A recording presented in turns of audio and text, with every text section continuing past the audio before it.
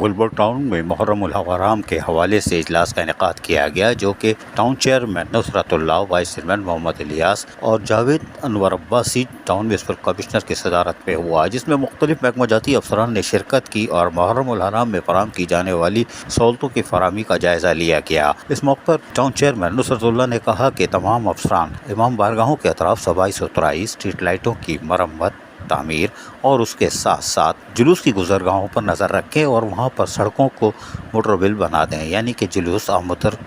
رفت میں کوئی متاثر نہ ہو۔ اس کے ساتھ ساتھ محکمہ انسداد اور تجاوزات کو ہدایت دیتے ہوئے کہا کہ تجاوزات کے خاتمے کو یقینی بنایا جائے اور جلوس کی گزرگاہوں کے اطراف اور پورے جلوس کی گزرگاہ پر تجاوزات کا مکمل خاتمہ کیا جائے۔ محکمہ باغات سے بھی کہا گیا ہے کہ وہ درختوں کی چھٹائی کٹائی کے اوپر خصوصی توجہ دیں، جو جاری مونسون کے موسم میں وہ کر ہی رہے ہیں۔ لیکن نصرت اللہ ٹاؤن چیئرمین گلبرگ ٹاؤن نے کہا کہ ہم نے ہر حال میں محرم الحرام کے اس ماہ میں یقینی طور پر سہولیات کی فراہمی کو یقینی بنانا ہے، تاکہ ہمارا جو عزم ہے الخدمت یعنی خدمت وہ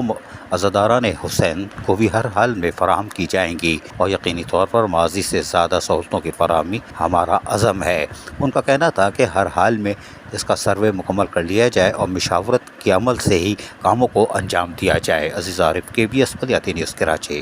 ایسی ہی خوبصورت ویڈیوز فیوچر میں حاصل کرنے کے لیے ریڈ بٹن پر کلک کر کے اور بیل آئیکن کو پریس کر کے ہم سب کے سبسکرائبر بننا مت بھولیے۔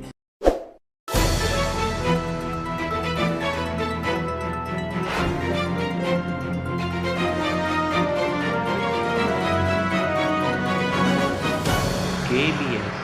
بلدیاتی نیوز۔